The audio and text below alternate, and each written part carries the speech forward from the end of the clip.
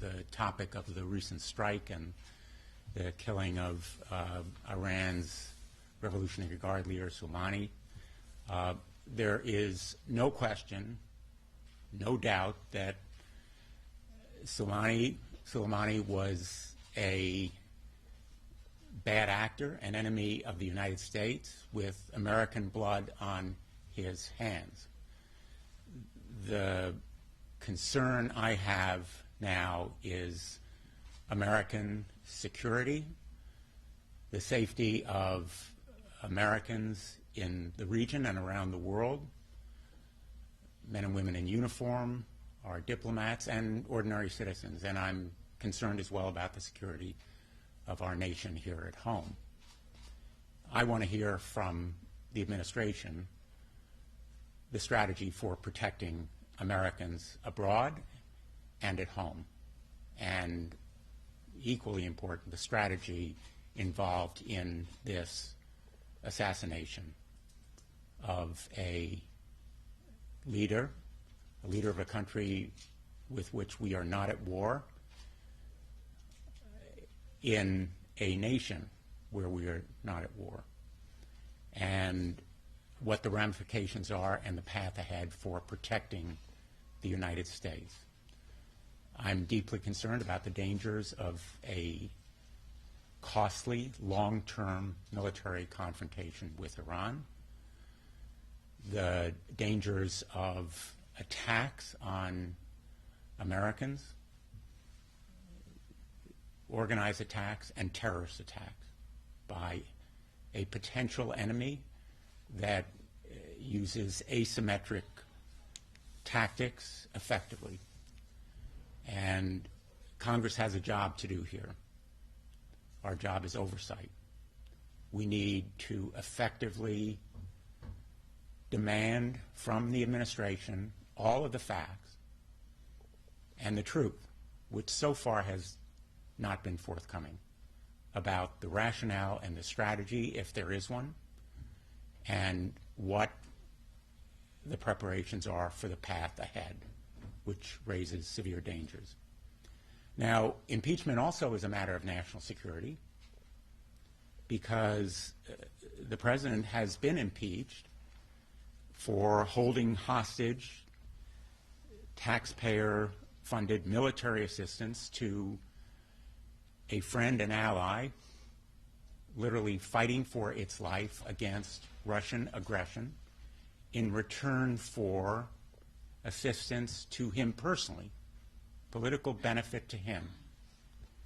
And the abuse of power involved there raises a direct threat to our national security, as well as the obstruction of Congress. We need the witnesses and documents that we have requested. Some of our colleagues have expressed misgivings about Leader McConnell's strategy of, in effect, a Trump cover-up, blocking documents, gagging witnesses, in effect, hiding the truth. And the American people want a full and fair proceeding. The misgivings expressed by a couple of our colleagues, Senators Murkowski and Collins, show that the McConnell wall is seeming to crack. But whether our colleagues who have expressed those same misgivings privately will put them publicly, and whether any of them will act on them, remains to be seen. If they fail to demand a full, fair proceeding, they will be judged. They'll be judged by history, and there is a court of appeals here, the court of public opinion, which will haunt them just as history will haunt them. And so I am hopeful that we will have a full, fair proceeding, that Senator McConnell, who has responsibility over the witnesses and documents that will be produced, as well as the timing of the impeachment trial, will be reasonable and talk to our leader, Senator Schumer, and that the two of them will engage in productive negotiations. What we want here is the facts and the truth, a full, fair proceeding. But my immediate concern and overriding focus right now is on our national security. At this moment of grave peril, we ought to be focused on American men and women serving abroad or traveling there, not only in the region, but elsewhere, because this action clearly has the effect of further destabilizing an already unstable area of the world. And we need to be deeply concerned about the dangers that have been raised. As much as we may welcome the death of an enemy with blood, American blood, on his hands, we need to be prepared and vigilant and actively engaged in protecting our national security. Thank you very much, Senator Blumenthal. Thank you all for joining us here today.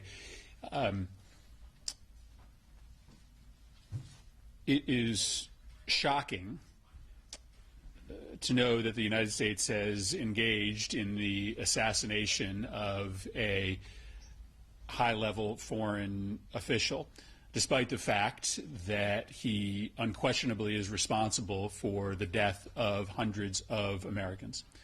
The question we have to be asking ourselves today is whether Qasem Soleimani is more dangerous to the United States alive or dead as a martyr who will now rally the Iranian government and Iranian proxies around the region to do even greater harm to American interests. The stated reason for the assassination of General Soleimani was to prevent attacks against the United States.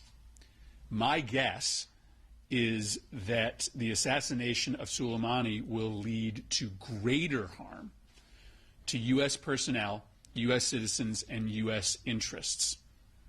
That is why previous Democratic and Republican administrations chose not to assassinate Soleimani, despite their knowledge of his complicity in harm against United States interests.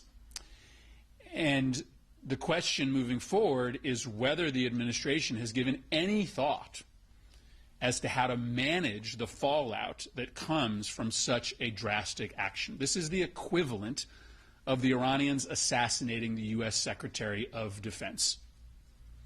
If the Iranians were to assassinate the U.S. Secretary of Defense, we would consider that an act of war, and we would respond disproportionately. I think we need to expect that the Iranians will also act disproportionately. I do not believe the administration has gamed out how very badly this could go for the U.S. and our interests. It is incumbent upon the administration to come to Congress and explain why they had to take this specific action in order to prevent harm to Americans abroad. It is also incumbent upon the administration to come to Congress to get authorization for future military action. I think it's debatable whether there was legal justification for this strike. There is no debate that the War Powers Act requires the administration to now come before Congress and ask for authorization for any future military activity against Iran. In fact, the War Powers Act was put into place specifically to guard against a series of escalatory military actions that accidentally lead to war. And so the War Powers Act was passed for this kind of crisis. And every member of Congress, Republicans and Democrats, should now be requiring, demanding that the administration come to Congress with a full explanation of the justification for this strike and a request for authorization if they intend to take out any future military activity.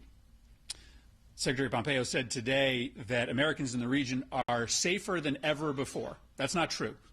At the very time he was making that statement, he was ordering the evacuation of all Americans from Iraq, a country we are not at war with today, a country that is vital to our national security interests.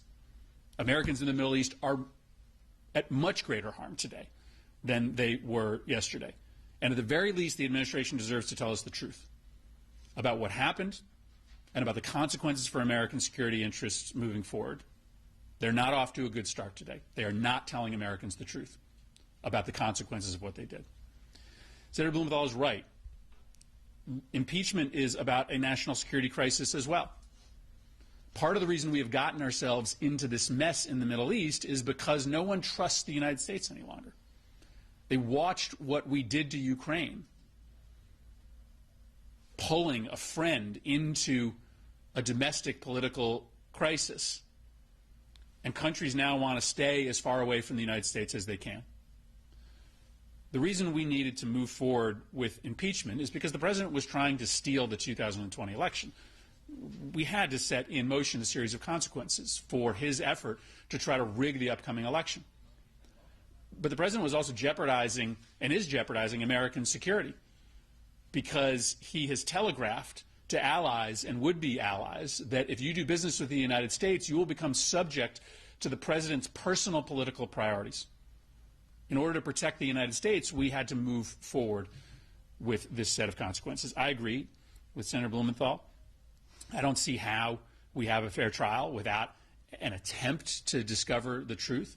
I've been fairly open about my belief as to the necessary consequences for the president's actions. I do believe that the evidence I've seen thus far merits removal from office, but I remain open to changing my mind if the president presents exculpatory evidence. Part of the reason why I want to see people like Mike Pompeo and Mick Mulvaney testify is because it might present me with evidence that would change my mind. I don't know why Republicans don't have the same interests.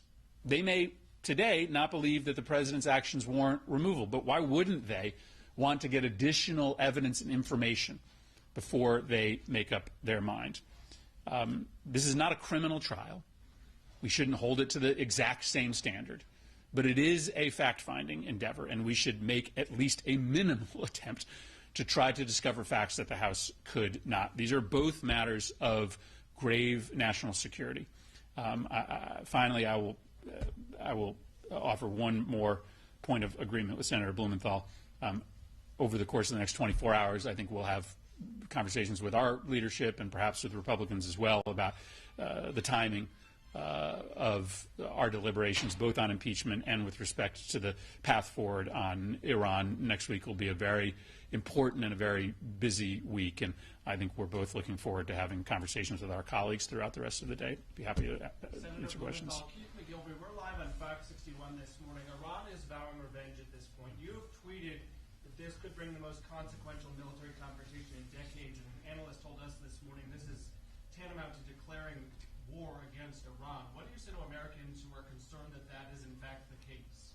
Americans should be demanding the truth of this administration about whether there is a strategy and what the facts are to protect Americans abroad and at home, because we are under severe threat. And the administration should be coming to Congress. It needs authorization if we are going to have a prolonged, costly military confrontation amounting to war. That is a matter of law. And to Americans who are fearful, I would say we should come together as never before in recent history on a bipartisan basis, put aside our differences, demand the truth from this administration, ask what the strategy is and how we can protect America at home and abroad. The threat to the homeland as well as to Americans abroad is the result of further destabilizing this region and, in effect, provoking a confrontation. Was it necessary? What is the strategy? What is the end game? For both of you, there seems to be no question that this action will prompt some sort of retaliation, be it against one of our embassies, or Saudi Arabia, or Israel, or all three. Given that that likelihood is so strong today, isn't moving forward with impeachment even more difficult than it was yesterday, because you have a commander-in-chief at war? I think we are going to talk with our colleagues over the course of the day and the weekend as to the proper course of action moving forward. What is critical is that the administration come before Congress right now and explain their rationale for the actions that they've taken and the steps necessary to prevent this from escalating into war. That has to happen immediately. We will go back to Washington this afternoon if the administration is prepared to brief us. And it is also important to remember that the Constitution vests the authority to declare war in only one branch of government, and that is the legislature. Now, people are going to wake up today very fearful of what is to come next for Americans abroad, troops in harm's way, but they need to know that they will have a role to play in the decisions moving forward. If the president observes the law, if the president observes the Constitution, he will come to Congress, he will come to the American people to ask for the permission that is required in order to take further military steps. Let me just add, Mark, in response to that question. Congress has two jobs to do here, and both are unavoidable. One is the impeachment trial, which is imposed on us by the Constitution, and the other is to protect our national security and to declare war if that is going to happen. All of us hope there will be no broader, longer, more costly military confrontation in lives or in treasure. But Congress has a responsibility. I have been in touch with colleagues. I'm going to be calling for an immediate hearing by the Armed Services Committee. We need to hear from the Secretary of Defense, since he appears to be the prime decision maker here, and Congress as a whole should be briefed. We have not been consulted. We learned about these events literally by watching the news last night. Whether they contacted any leaders remains to be seen.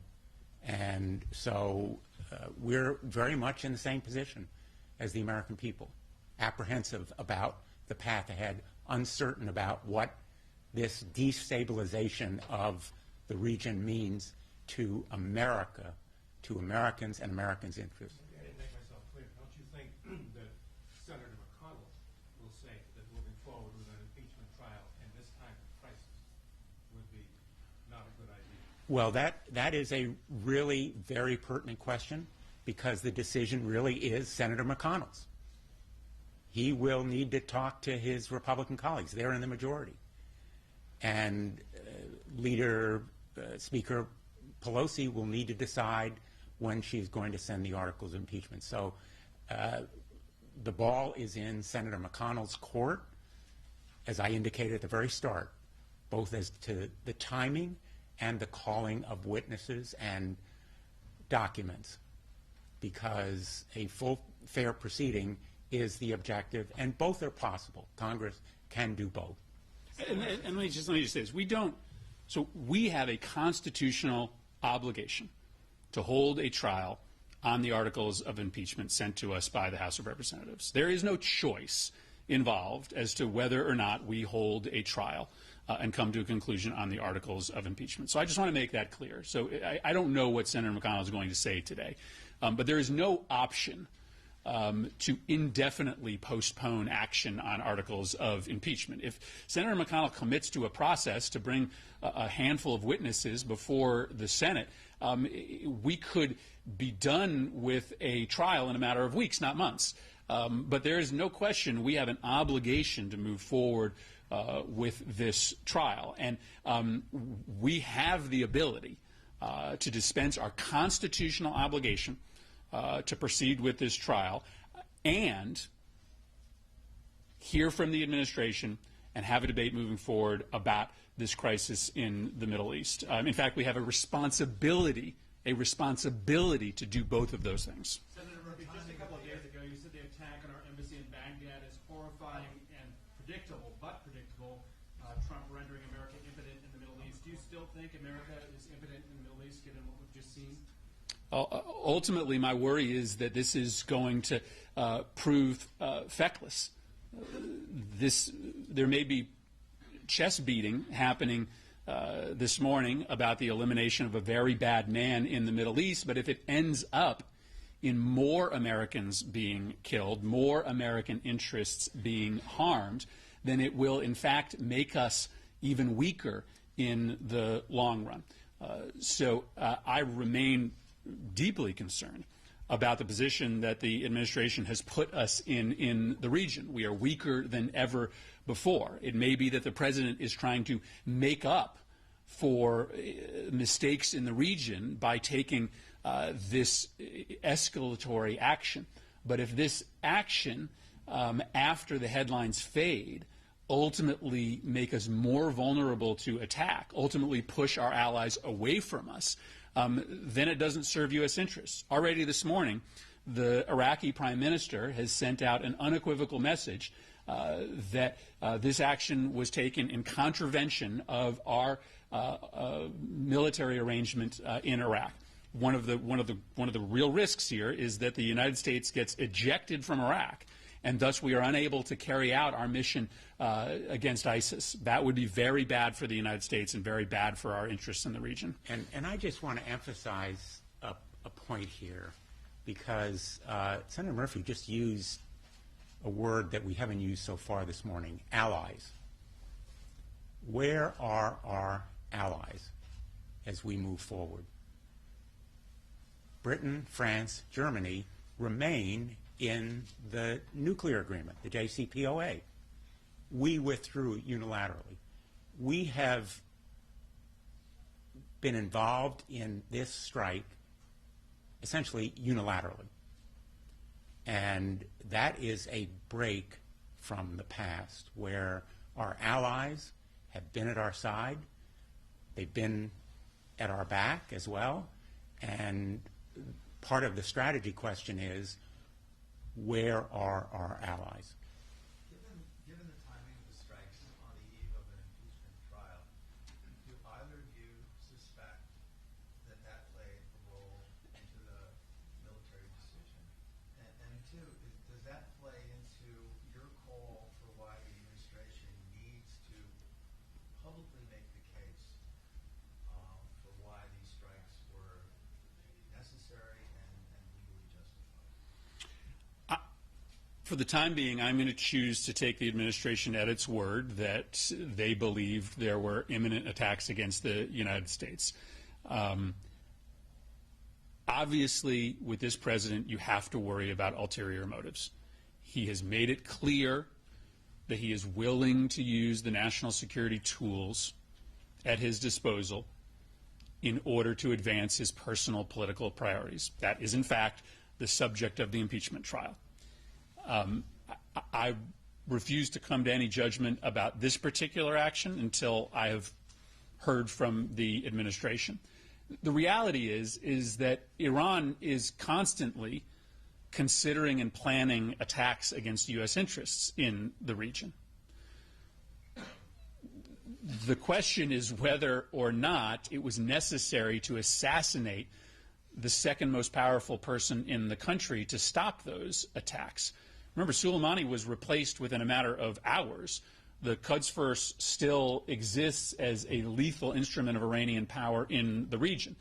So part of why we need to get a briefing is that it doesn't stand to reason that this action actually prevents attacks against American interests in the region. To me, it looks as if it will, in fact, encourage attacks against American interests in the region. So the bottom line is, yes, of course we are always worried about the president's clear willingness to use his official powers in order to advance his political interests. I have no knowledge that that is the case in this instance. And let me, I agree with Senator Murphy, and it's an important question. Let me put my answer a little bit differently. I can't know the motivations, but I can see the ramifications, the very dangerous potential ramifications in war and attacks on Americans, terrorist activities that directly imperil the United States. And all of those concerns would be as grave and urgent even without an impeachment trial pending. And I would demand a public explanation to Congress and the American people, regardless of the impeachment trial, because the apparent lack of long-term strategy and preparation would be as deeply a concern. Senators, can you share some insight on maybe what you're trying to do to facilitate those cracks in the Republican wall on impeachment, if they exist? Well, I've been talking to colleagues. That's really what I've been doing. As recently as yesterday, I talked to one of my colleagues about the documents that have just been revealed.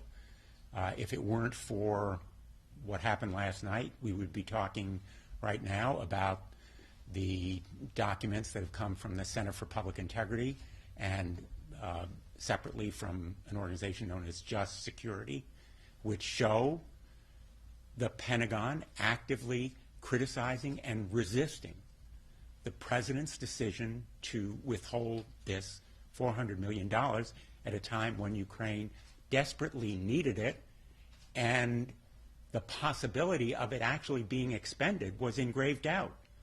The comptroller of the Pentagon, Elaine McCusker, was raising the question about whether this $400 million could actually be expended before the end of the fiscal year, so that Ukraine might be deprived of large parts of it if the president continued his hold. And this correspondence, which you can now read about, is another dramatic revelation about the need for documents and witnesses. So I have talked to my colleagues, one of them yesterday, about this issue. And I'm hoping that more of them will share the misgivings of senators who have expressed them so far. I hope their courage will be contagious. I hope their courage will be demonstrated in action, not just in words. I would just add to that. Listen, I don't think we can rely on Republicans to take the initiative.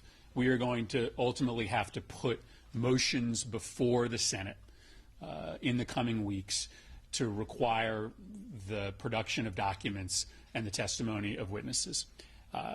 There are a lot of Republicans who know their constituents support a fair trial, and I think we are going to have to put those senators on record. It would be better for us to be able to get an agreement between Republicans and Democrats, but if we cannot, then my belief is that we are ultimately going to have to force votes on the floor of the Senate. And let me just make one last comment about the documents. I want documents and I want witnesses, but I also want to make clear we have a pretty full picture already of the crimes and abuses that the president committed. I want to see the full record because I want to double check that the conclusion that I've come to is the right one, as I would expect Republicans would as well. But it's not as if we are missing evidence to suggest a level of abuse that would merit removal from office. What we're potentially missing, to give the president all the credit I can muster for him, is potentially exculpatory evidence. And so, I would think it's in his interest to present these witnesses if indeed he thinks that he is innocent. If I were the prosecutor here, and I did that for a while, I could rest my case. The president has the opportunity, and some would say the burden, of coming forward with evidence that shows his innocence. But I think there is overwhelming evidence in favor of removal and conviction.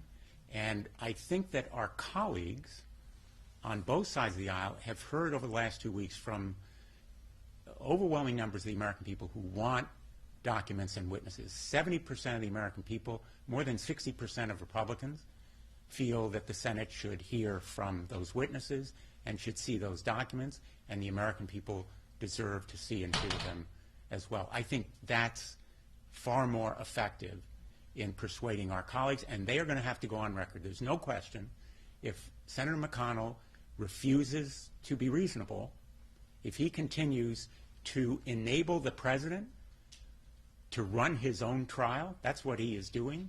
He's putting the defendant in charge of the trial. They're going to have to vote. And they will have to vote on specific witnesses, and on documents, and they'll have to go on record. Yeah, President Trump obviously evinces strong sentiments in this state. I wanted to get back to sort of an earlier question about, conducting an impeachment under these circumstances. What are your thoughts on, how this could even further polarize,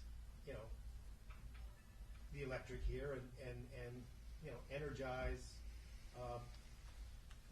partisans on both sides of this question? I mean, it already was going to, and now you add, we could be as you pointed out, in a military conflict as this goes on.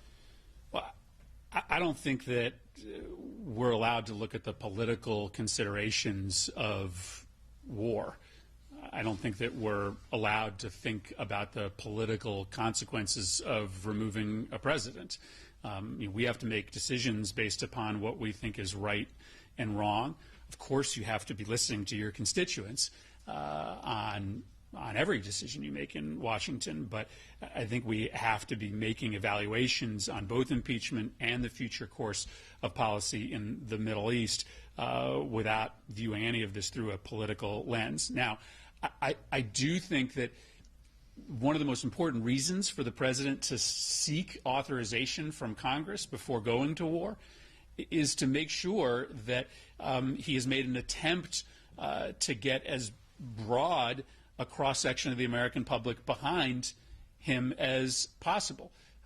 Yes, sometimes congressional debates on war can be disunifying, but often they can be a mechanism to get the country behind military action. So my worry is that if the president blindly falls into war with Iran without coming to Congress, then he misses an opportunity to have a public debate that could potentially be unifying. If the president indeed believes that there's such serious threats to American interests that the only cause of action is war, then he should be willing to make that case rather than proceed with a series of escalations that accidentally end us up in a large-scale military conflict.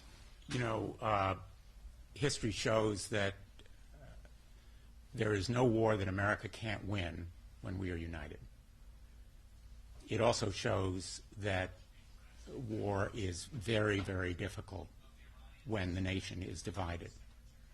So that's why one of the first points I made was that I hope we can come together on this issue, because we are at a moment of peril, potential war, costly in lives as well as money, and we need to do it in a way that brings us together. But I also want to highlight that there are no more important decisions that we will make in the United States Senate than war and peace or impeachment. Senator. And so to try to foresee or predict what the politics are going to be, number one, is almost impossible to do. But more important, we have a really deep constitutional responsibility here to do the right thing. Senator, I'm following along on our Facebook feed, and I posed this question to your counterpart earlier, but just to go back to what the Secretary of State was saying this morning as to whether Americans are safer or not, a lot of folks commenting this morning, he was a terrorist, it's good that he's gone, supporting the president. Are we safer this morning than we were yesterday? We need to make ourselves safer. There are severe dangers raised by this action. The ramifications are potentially perilous. We need to take immediate action to protect Americans abroad and the security of our homeland. But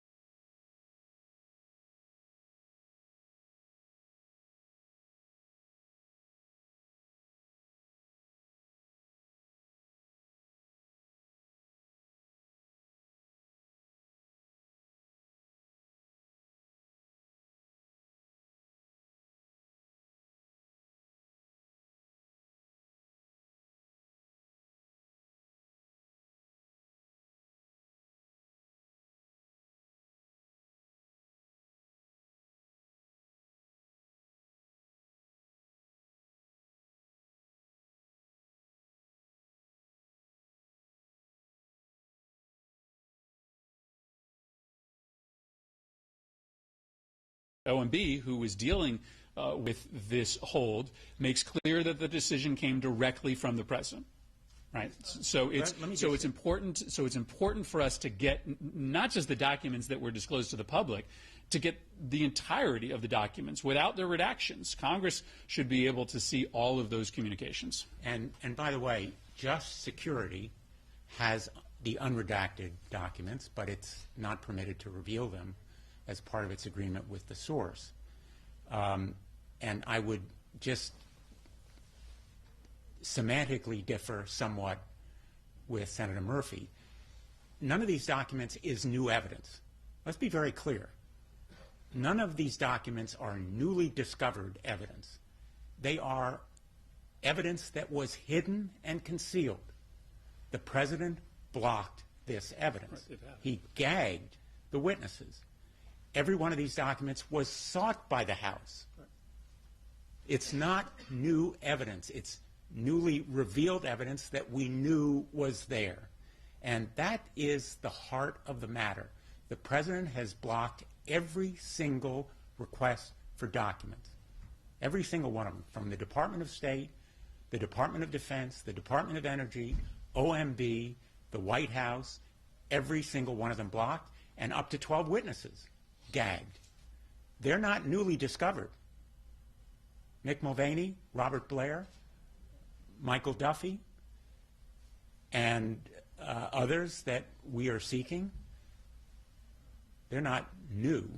We knew they were there. They were blocked. So, Senator Murphy, I assume you agree with the disagreement of the former president. It's not a disagreement.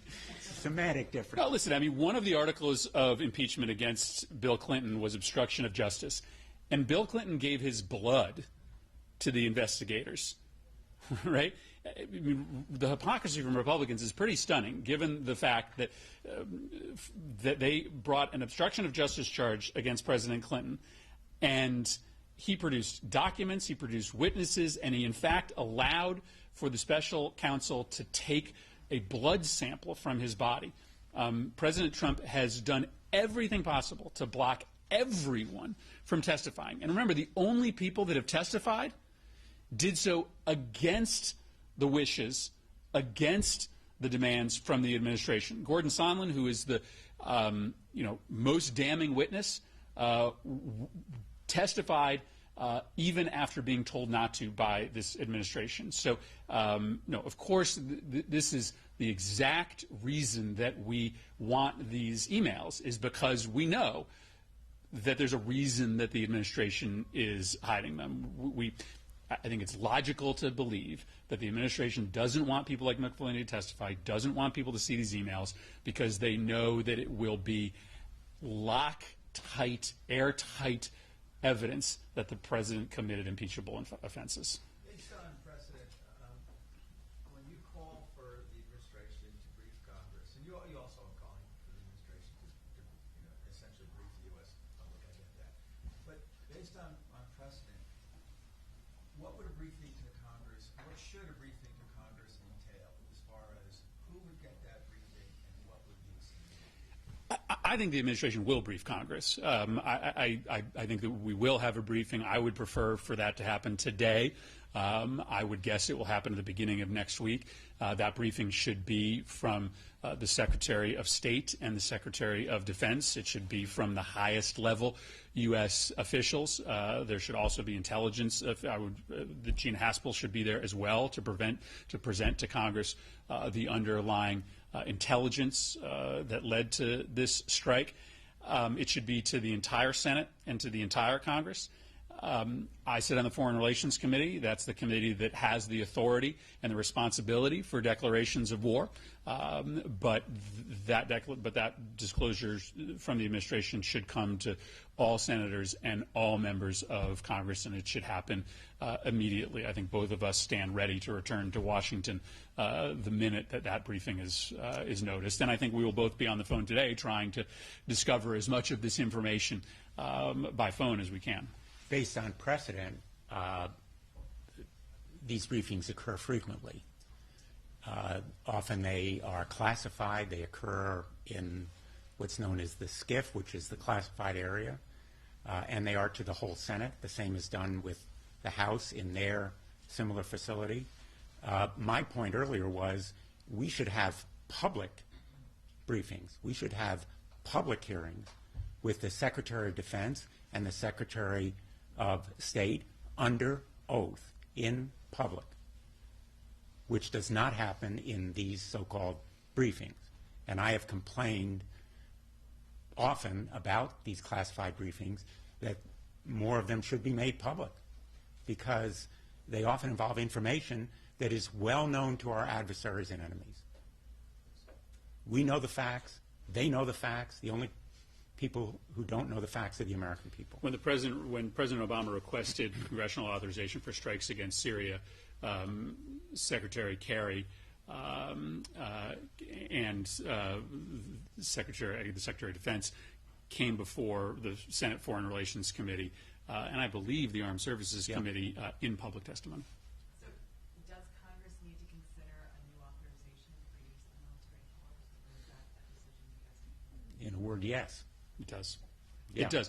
Both of us have advocated that the present authorization for the use of military force, and I said this last night, in no way covers the possibility of a new war with Iran. We needed to debate a new authorization of military force before this Long crisis. So. Didn't President Clinton do the same thing with authorization when he launched the attack against the drug factory in Africa trying to get Osama bin Laden? I mean, didn't he do it without congressional authorization? Well, again, the president has the ability to act without congressional authorization if he's trying to stop an imminent attack against the United States. But he has a burden to prove that the action he took was necessary to stop that attack.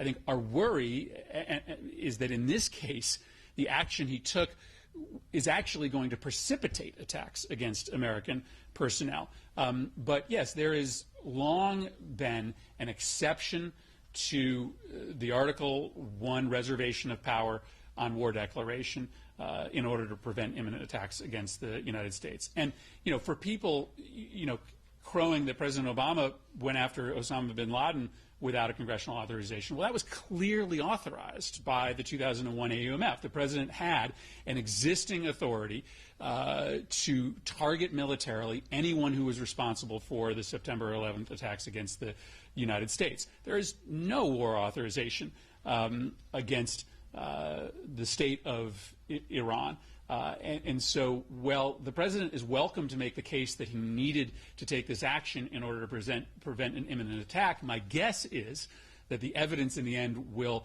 suggest that this action likely will create and end up creating more threats to American interests abroad, not less. Was long before 9/11. Yeah, I don't know. Mark, I think Chris put it very well at the beginning. The question of this strike, debatable.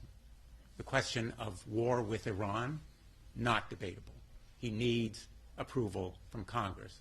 And we're saying he needs to come to Congress now to provide a strategy and rationale, and to the American people with all of the facts. Take one more. The both of you have called for a strategy from the White House moving forward. To Americans at home who have questions, what should that strategy look like? What should we do next? Well, I mean, that's hard for us to sit here and say without the evidence that underlied the justification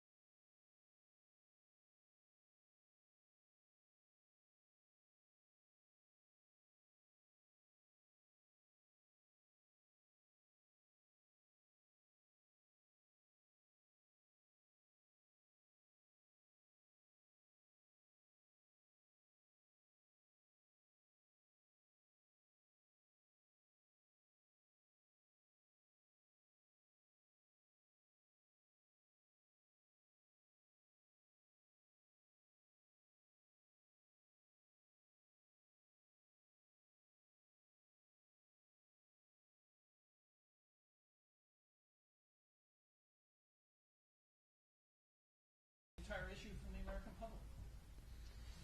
Well, you know, I think that's, Ken, I think, you know, that's the same question that Mark asked in a slightly more pointed way.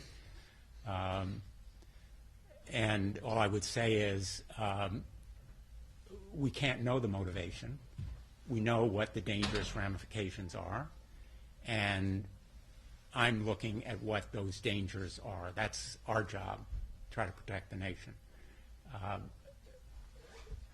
And that's why we want to hear from the president, because only he can justify this attack on the leader of a sovereign nation, not an attack on a terrorist figure, and whether there was sufficient rationale for it. I mean, the contention is that he was planning, that General Soleimani was planning an attack on Americans. Well, we need to know what it was.